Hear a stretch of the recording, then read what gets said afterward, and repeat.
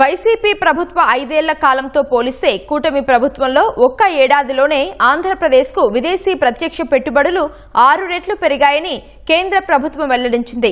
లోక్సభలో YCP MP గురుమూర్తి అడిగిన ప్రశ్నకు కేంద్ర ఆర్థిక మంత్రిత్వ శాఖ లిఖితపూర్వక సమాధానమిచ్చింది.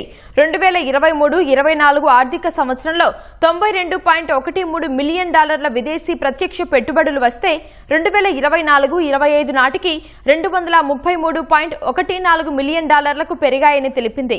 2025-26 నాటికి ఏకంగా $608.59 మిలియన్ ఎగబాకాయని వెల్లడించింది.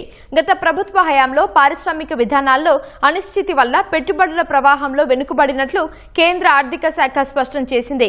2025-26లో లోహ పరిశ్రమల రంగంలో అత్యధికంగా $250.67 మిలియన్ ఎఫ్డీఐలు వచ్చాయన్న కేంద్రం, ఆహార శుద్ధి రంగంలో $107.30 మిలియన్, సిమెంట్ ఉత్పత్తుల రంగంలో $99.90 మిలియన్, సేవలు R&D పరిధిలో $59.96 మిలియన్ పెట్టుబడులు వచ్చాయని తెలిపింది.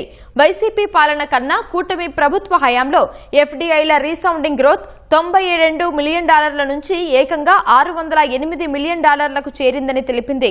కేంద్రం స్పందన సూచాకైన పెట్టుబడులపై అసత్య ప్రచారాలు మానుకోవాలని టీడీపీ ఎంపీ భాష్యం రామకృష్ణ వైసీపీ నేతలకు సూచించారు.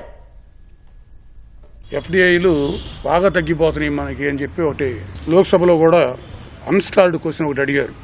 ఆంధ్రప్రదేశ్లో 23-24లో $92 మిలియన్ ఇన్వెస్ట్మెంట్స్ వస్తే 25-26లో $609 మిలియన్. ఎంత తేడా ఉందో చూడండి. అంటే వాళ్ళు ఆల్మోస్ట్ 5 సంవత్సరాల్లో వాళ్ళు మొత్తం వచ్చిన దానికంటే కూడా ఒక్క సంవత్సరంలోనే మరి ఎక్కువ వచ్చింది. అంటే మరి దాన్ని కూడా వీళ్ళు అబద్ధాలుగా లోక్సభలో క్వశ్చన్లు వేస్తున్నారంటే వాళ్ళ పరిస్థితిని అర్థం చేసుకోవచ్చు.